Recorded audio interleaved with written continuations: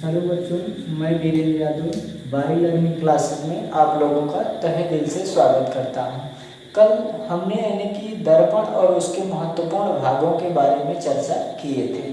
आज हम लोग देखेंगे कि दर्पण और उसके महत्वपूर्ण भागों को एक बार रिवाइज करते हुए आगे इनके दर्पण द्वारा बनने वाली प्रतिबिंब की स्थितियों के बारे में चर्चा करेंगे। तो आज थोड़ा सा हम रिवाइज कर लेते हैं। तो हमने कल बताया था कि यहाँ पर जो देखा जाता है मुख्य अक्ष जो देखी जाती है यानी कि दर्पण के वक्रता केंद्र और ध्रुव के सम्मुख जाने वाली रेखा को मुख्य अक्ष कहा जाता है। फिर इसमें हमने बताया था यानी कि वक्रता केंद्र क्या होता है? तो दर्पण जिस कटे हुए गोले का भाग होता है, यानी कि अगर हम एक गोले की कल्पना करें, इसे बीच से काट देते हैं तो दर्पण बन जाता है और यहाँ से कटा हुआ भाग हमारा है और यहाँ से एक रेखा जाती है, इस रेखा को कहा जाता है मुख्य अक्ष। लेकिन अगर बात की जाती है तो इसके बीच का जो केंद्र होता है इसी को कहा जाता है वक्रता केंद्र। और फिर इसके बाद यहाँ पर एक बिंदु होता है जिसको कहा जाता है फोकस बिंदु। और फिर इसके बाद जो देखा जाता है कि जो दर्पण होता है, इस दर्पण के बीच के भाग को हम ध्रुव कह देते हैं।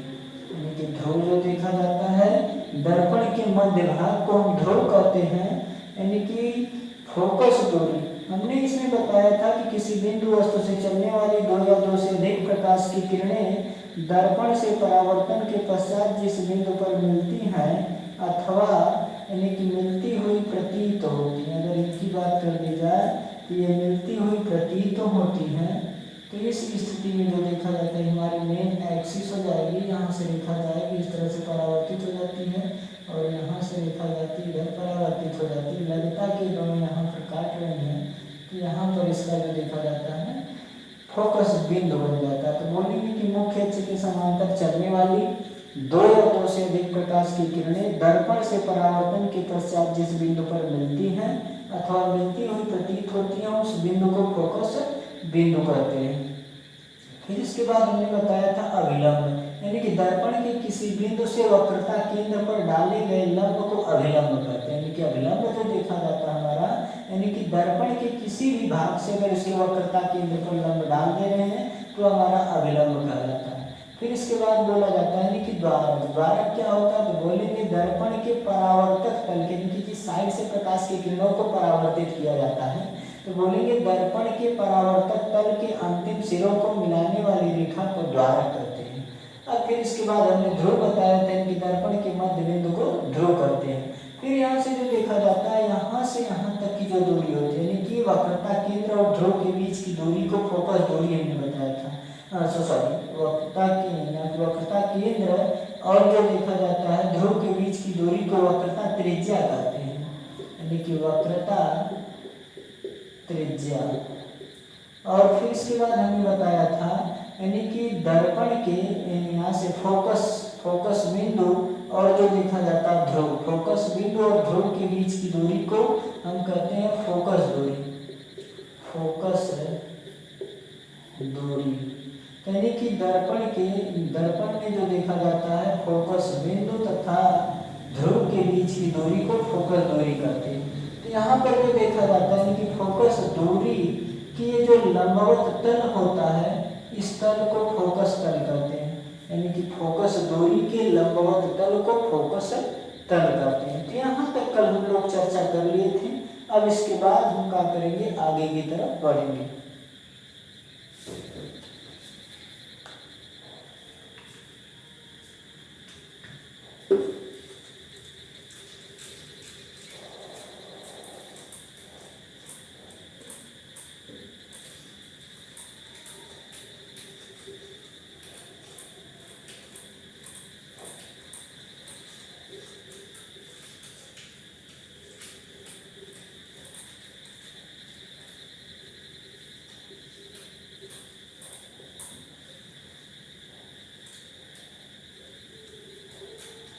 अब इसके बाद हम लोग देखेंगे कि अवतल दर्पण द्वारा बनने वाले प्रतिबिंब की स्थितियां। अवतल दर्पण द्वारा बनने वाले प्रतिबिंब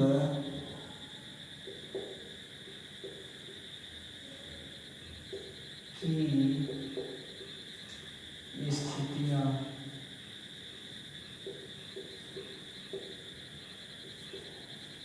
यानी कि अवतल दर्पण द्वारा बनने वाले प्रतिबिंब की स्थितियों के बारे में इसमें हम लोग चर्चा करेंगे। तो पहली वाली स्थिति होती है कि जब वस्तु को अनंत पर रखा जाए, यानी कि इसकी 6 स्थितियां होती हैं। पहली स्थिति की अगर बात करें तो इसमें पहली स्थितियों को हम लिख ले रहे हैं। पहली बार जो देखा जाता है यानी कि जब वस्तु अनंत पर हो, यानी कि जब वस्तु अनंत पर हो। दूसरी वाली स्थिति कहती है कि जब वस्तु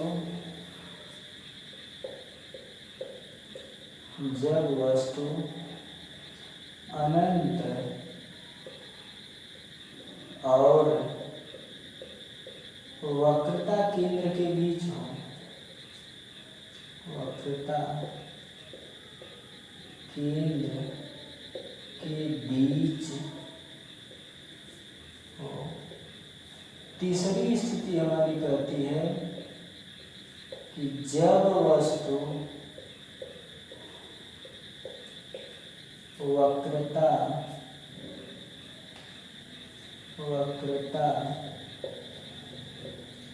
केंद्र पर हो। और फिर इसके बाद चौथी स्थिति हमारी कहती है कि जब वस्तु वक्रता केंद्र तथा ध्रुव के बीच हो।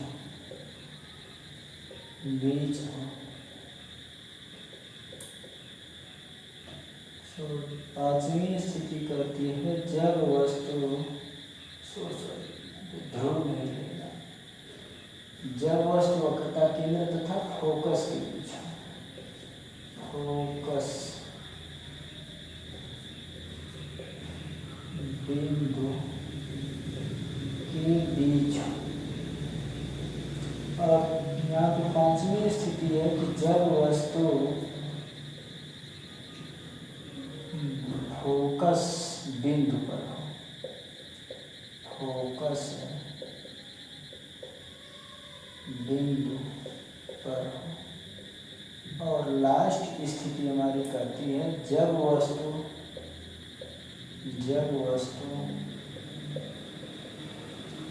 फोकस तथा ध्रुव के बीच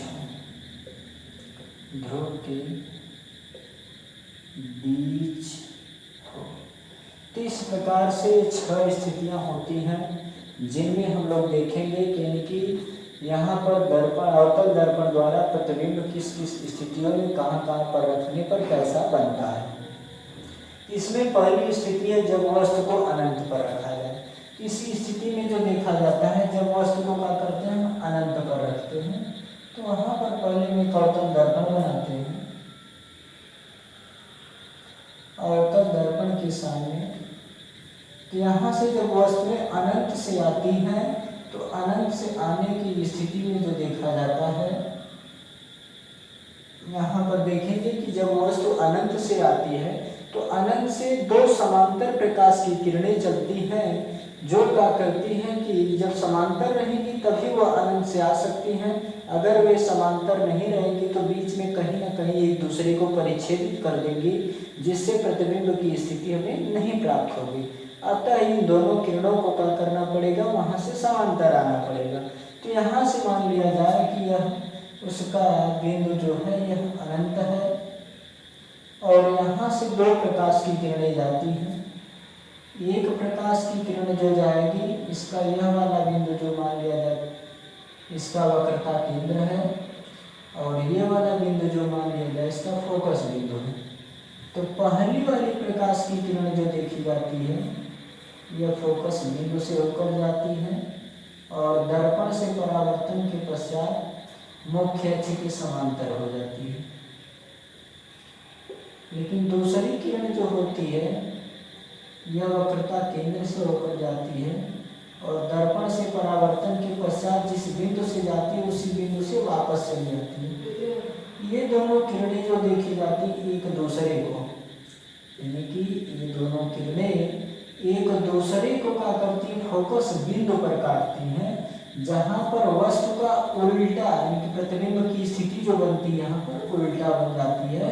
तो यानी कि यहाँ पर प्रतिबिंब उल्टा वास्तविक बनता है और वस्तु से बहुत छोटा बनता है, यानी कि वस्तु के रिस्पेक्ट में बहुत छोटा बनता है।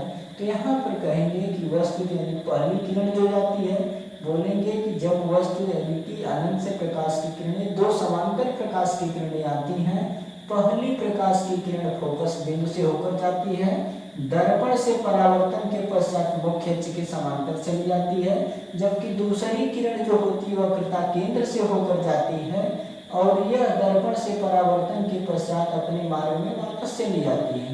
ये दोनों किरणें एक दूसरे को फोकस बिंदु पर काटती हैं, जहां पर वस्तु का उल्टा वास्तविक वस्तु से बहुत छोटा प्रतिबिंब प्राप्त होता है, कि वास्तविक उल्टा वस्तु से बहुत छोटा प्रतिबिंब। बोलेंगे वास्तविक उल्टा वस्तु से बहुत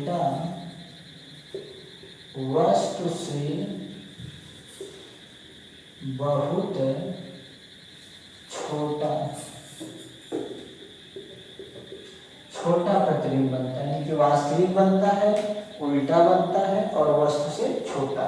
अगर हमारा प्रतिबिंब वास्तविक बनेगा तो उसे सीधी लाइन से प्रदर्शित करते हैं, अगर प्रतिबिंब जो देखा जाता है आभासी बनता है तो उसे डॉटेड लाइन से प्रदर्शित करते हैं।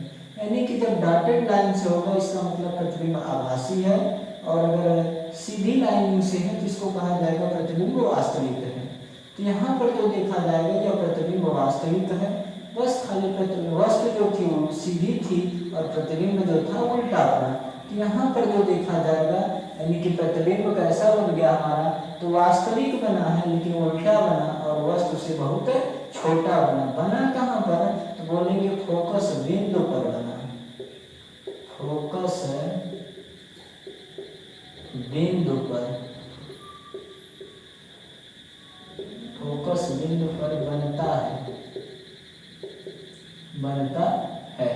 अब इसके बाद दूसरी वाली स्थिति देखेंगे। ये तो अनंत हो गया, अनंत पर वस्तु रखी गई है। इसके बाद जो वस्तु की स्थिति आएगी अनंत से, यानी कि यह वक्रता केंद्र है, यह अनंत है, जिसके बीच में यहाँ पर कहीं होगी। तो दूसरी वाली स्थिति को देखते हैं। इसमें जो देखा जाएगा, मान लिया जाए यह हमारा अवतल दर्पण है, इससे इसका मुख्य अक्ष है, अवतल दर्पण मुख्य अक्ष, इसके यहाँ पर कहीं पर वस्तु को क्या कर दिया गया, रख दिया गया। अब इसके इस भाग पर हम क्या कर देंगे, पालिश कर देंगे, और यहाँ से जो देखा जाता है, अब वस्तु की स्थिति पता है इसलिए वस्तु जो देखी जाती है यानी कि समांतर जाती है, यहाँ से जाएगी। तो इसका जो देखा जाता है वक्रता केंद्र यहाँ पर होता है, वक्रता केंद्र यहाँ पर है और इसका फोकस बिंदु यहाँ पर है। तो यहाँ दर्पण से परावर्तन के पश्चात ये फोकस बिंदु से होकर आती है, लेकिन दूसरी किरण जो देखी जाती है ये यहाँ से चलती है और वक्रता केंद्र से होकर जाती है, और दर्पण से परावर्तन के पश्चात जिस बिंदु से होकर जाती है, जिस मार्ग से जाती है उसी मार्ग से वापस लौट जाती है। तो यहाँ पर जो देखा जाता है बीच में इसका प्रतिबिंब बनता है, यानी कि पहली किरण जो जाती है मुख्य अक्ष के समांतर जाती है, दर्पण से परावर्तन के पश्चात फोकस बिंदु से आती है, जबकि दूसरी प्रकाश की किरण जो देखी जाती है वक्रता केंद्र से होकर जाती है और दर्पण से परावर्तन के पश्चात यानी कि उसी मार्ग में वापस चली जाती है। जहां पर ये दोनों किरणें प्रकाश के, यानी कि दोनों प्रकाश की किरणें एक दूसरे को जिस बिंदु पर काटती हैं उसी बिंदु पर वस्तु का यानी कि प्रतिबिंब बनता है। तब ये दोनों किरणें जो देखी जाती परावर्तन के पश्चात ये दूसरे को फोकस बिंदु और वक्रता केंद्र के बीच काटती हैं, जहां पर वस्तु का कैसा प्रतिबिंब बनता है, तो कहेंगे यानी कि वास्तविक, उल्टा और वस्तु से छोटा प्रतिबिंब बनता है, यानी कि वस्तु बड़ा है, प्रतिबिंब छोटा है। यहाँ पर जो देखा जाएगा प्रतिबिंब की जो स्थिति हो जाएगी, यानी कि वास्तविक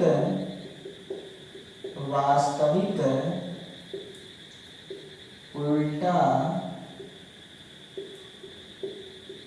वस्तु से छोटा और वक्रता केंद्र तथा फोकस बिंदु के बीच बनता है। यहाँ पर प्रतिबिंब जो रहेगा हमारा वक्रता केंद्र और जो देखा जाता है फोकस बिंदु के बीच बनता है। तो दूसरी स्थिति ये जो हो गई हमारी कि जब वस्तु कहाँ पर हो, अनंत तथा वक्रता केंद्र के बीच में रखा गया। अब तीसरी स्थिति को देखते हैं कि जब वस्तु वक्रता केंद्र पर, यानी कि जब वस्तु इसी बिंदु पर रखा गया है।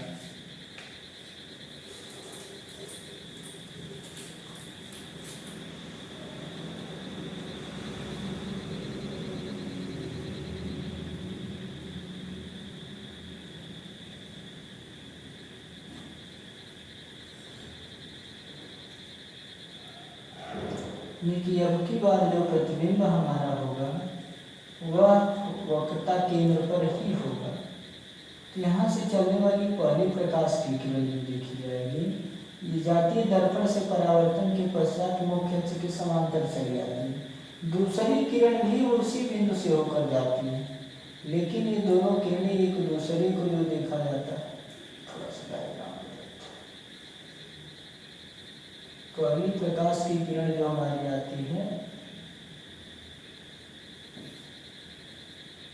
फोकस बिंदु से होकर आती है,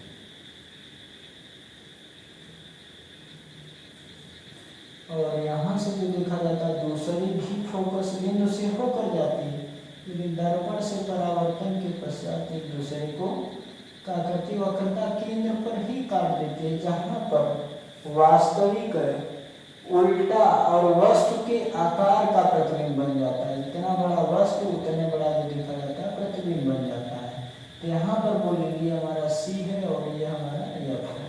तो यहाँ पर बोलेंगे कि जब वस्तु कहाँ पर हो, वक्रता केंद्र पर हो, तो वहां से चलने वाली पहली प्रकाश की किरण मुख्य अक्ष के समांतर जाती है और दर्पण से परावर्तन के पश्चात फोकस बिंदु से होकर आती है। और दूसरी किरण जो जाती है ये हमारी फोकस बिंदु से होकर जाती है, दर्पण से परावर्तन के पश्चात ये दोनों किरणें एक दूसरे को क्या करती हैं, वक्रता केंद्र पर काटती हैं, जहां पर वस्तु का वास्तविक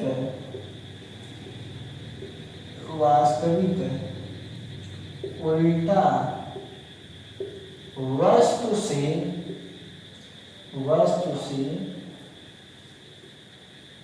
वास्तविक उल्टा वस्तु से वस्तु की आकार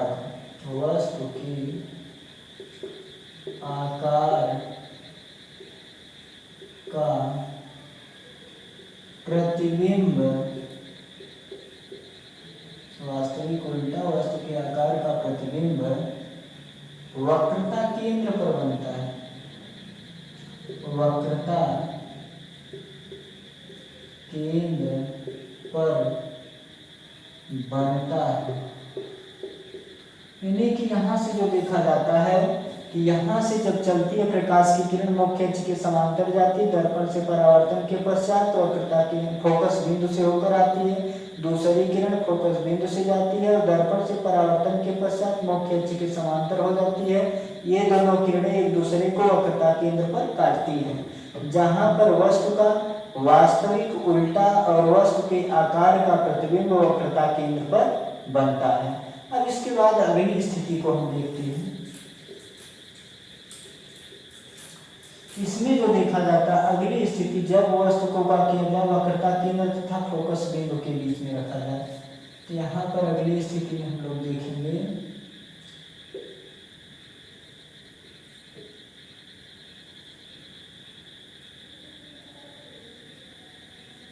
जब वस्तु को क्या कर दिया जाए, यानी कि वक्रता केंद्र और यहाँ पे कर दिया जाए फोकस बिंदु, तो वक्रता केंद्र और फोकस बिंदु के बीच में रखा जाए। तो यहाँ से चलने वाली पहली प्रकाश की किरण मुख्य अक्ष के समांतर जाती है, दर्पण से परावर्तन के पश्चात फोकस बिंदु से होकर आती है।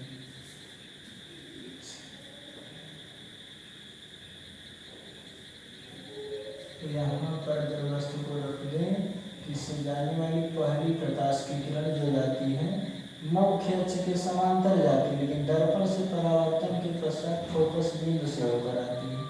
और दूसरी प्रकाश की किरण जो देखी जाती है यह फोकस बिंदु से होकर जाती है, दर्पण से परावर्तन के पश्चात एक दूसरे को जो देखा जाता है, दर्पण से परावर्तन के पश्चात यह एक दूसरे को क्या करती है कि अनंत और वक्रता केंद्र के बीच में काटती है। यानी कि यहाँ पर जो देखा गया पहली किरण जो जाती है मुख्य अक्ष के समांतर जाती है, दर्पण से परावर्तन के पश्चात फोकस बिंदु से होकर आती है। दूसरी किरण फोकस बिंदु से होकर जाती है, दर्पण से परावर्तन के पश्चात यह जो देखी जाती है कि वक्रता केंद्र और अनंत के बीच काटती है, जहाँ पर वस्तु का वास्तविक उल्टा तथा वस्तु से आकार में बड़ा प्रतिबिंब बनता है। यह प्रतिबिंब अनंत और वक्रता केंद्र के बीच प्राप्त होता है। अब इसके बाद अगली वाली स्थिति है कि जब वस्तु को फोकस बिंदु पर रखा जाए, यानी कि अब की बार वस्तु को फोकस बिंदु पर रखा जाएगा।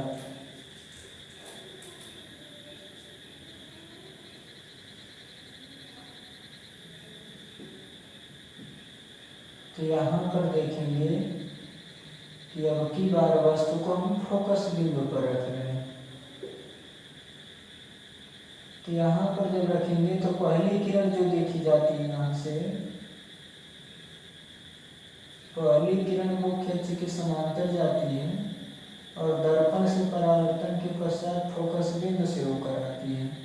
और दूसरी प्रकाश की किरण जो देखी जाती है यह जाती है दर्पण से परावर्तन के पश्चात जो देखा जाता है, यह दर्पण से परावर्तन के पश्चात मुख्य अक्ष के समांतर चली जाती है। तो ये दोनों प्रकाश की किरणें जो होती हैं एक दूसरे के समांतर जाती हैं और ये दोनों प्रकाश की किरणें एक दूसरे को अनंत पर काटती हैं। जब ये दोनों प्रकाश की किरणें एक दूसरे को अनंत पर काटती हैं तो वहाँ पर वस्तु का वास्तविक उल्टा तथा वस्तु से बहुत बड़ा प्रतिबिंब बनता है। यानी कि जब ये दोनों प्रकाश की किरणें क्या करती, पहली प्रकाश की किरण यानी कि क्या करती है कि फोकस बिंदु से होकर जाती मुख्य अक्ष के समांतर, दर्पण से परावर्तन के पश्चात फोकस बिंदु से होकर जाती है। और दूसरी प्रकाश की किरण जो देखी जाती है यह क्या करती है उसी बिंदु से जाती है और फिर दर्पण से परावर्तन के पश्चात ये वक्रता केंद्र से आती है और ये दोनों किरणें एक दूसरे को अनंत पर काटती हैं, जहाँ पर वस्तु का वास्तविक उल्टा वस्तु से बहुत बड़ा प्रतिबिंब प्राप्त होता है। अब इसके बाद अगली स्थिति को हम लोग देखते हैं और ये हमारी लास्ट स्थिति है, यानी कि जब वस्तु को फोकस तथा ध्रुव के बीच में रखा जाए। तो यहाँ पर देखेंगे कि अब की लास्ट स्थिति इसकी जो है यहाँ से चलने वाली पहली प्रकाश की किरण जाती है और यहाँ पर जो लिखा जाता है हमारा ध्रुव, यह वक्रता केंद्र और यह फोकस सी एफ और यहाँ पर वस्तु को जो रखा जाता है तो यहाँ से चलने वाली पहली प्रकाश की किरण जो होती है मुख्य अक्ष के समांतर जाती है और दर्पण से परावर्तन के पश्चात फोकस बिंदु से होकर आती है। दूसरी किरण जो जाती है यह दर्पण से परावर्तन के पश्चात वक्रता केंद्र से होकर जाती है। ये दोनों किरणें एक दूसरे को क्या करती हैं, दर्पण के पीछे काटती हैं, काटती हुई प्रतीत होती है, जहाँ पर वस्तु का आभासी सीधा और वस्तु जब वस्तु को क्या कर दिया जाए, यानी कि ध्रुव और कहाँ फोकस बिंदु के बीच में रखा जाए, तो इससे चलने वाली पहली प्रकाश की किरण यानी कि दर्पण से परावर्तन के पश्चात फोकस बिंदु से आती है। दूसरी प्रकाश की किरण दर्पण से परावर्तन के पश्चात वक्रता केंद्र से होकर जाती है। लेकिन ये दोनों किरणें दर्पण के पीछे काटती हुई प्रतीत होती हैं, जहां पर वस्तु का यानी कि वस्तु का आभासी सीधा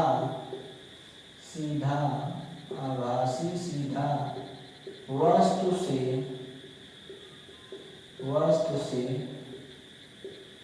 बड़ा प्रतिबिंब प्राप्त होता है। प्रतिबिंब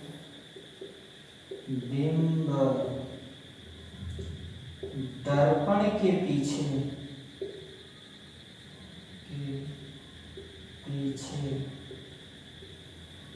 प्राप्त होता है। तो इस प्रकार जो देखा गया यानी कि अवतल दर्पण की टोटल स्थितियां थी।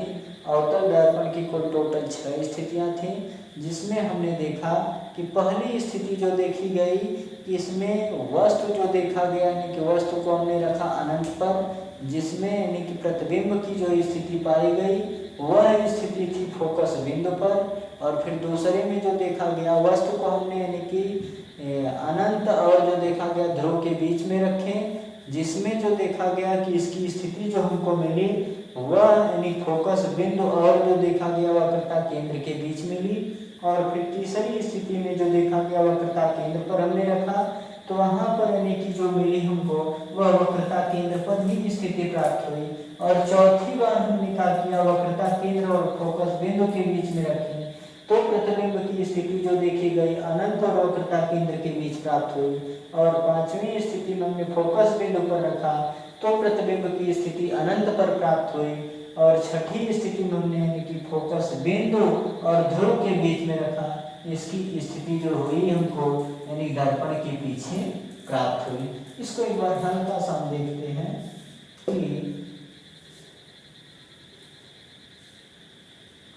यह हमारा दर्पण है। पहली बार जो देखा गया यहाँ पर जब वस्तु को हम यहाँ पर यानी कि अनंत पर रख रहे हैं, वस्तु को इनफाइनाइट अनंत पर रख रहे हैं, तो प्रतिबिंब जो होता है छोटा, यहाँ पर मिलता है हमको वास्तविक छोटा, वस्तु से बहुत छोटा ही होता है। और कहाँ पर मिलता है, तो फोकस बिंदु पर मिलता है, यानी कि वास्तविक छोटा तथा फोकस बिंदु पर प्राप्त होता है। जब प्रतिबिंब वस्तु को क्या करते हैं हम ध्रुव यहाँ पर वक्रता केंद्र और जो देखा जाता है अनंत के बीच रखा जाता है, तो प्रतिबिंब की स्थिति जो देखी जाती है वक्रता केंद्र और फोकस के बीच प्राप्त होती है। जब वस्तु को क्या करते हैं वक्रता केंद्र पर रख देते हैं, तो प्रतिबिंब की स्थिति जो देखी जाती है वक्रता केंद्र पर ही मिलती है। जब वस्तु को हम क्या करते हैं, इसको उठा के वक्रता केंद्र और फोकस बिंदु के बीच रख देते हैं, तो प्रतिबिंब की स्थिति जो होती है अनंत और वक्रता केंद्र के बीच प्राप्त होती है। और जब वस्तु को क्या करते हैं उठा करके हम फोकस बिंदु पर रख देते हैं, तो प्रतिबिंब जो होता है हमारा अनंत पर बनता है। और जब प्रतिबिंब वस्तु को उठा करके इनकी ध्रुव और फोकस बिंदु के बीच रखते हैं, तो प्रतिबिंब जो देखा जाता है सीधा पासी और दर्पण के पीछे प्राप्त होता है। तो इस प्रकार से अवतल दर्पण की 6 स्थितियां थी।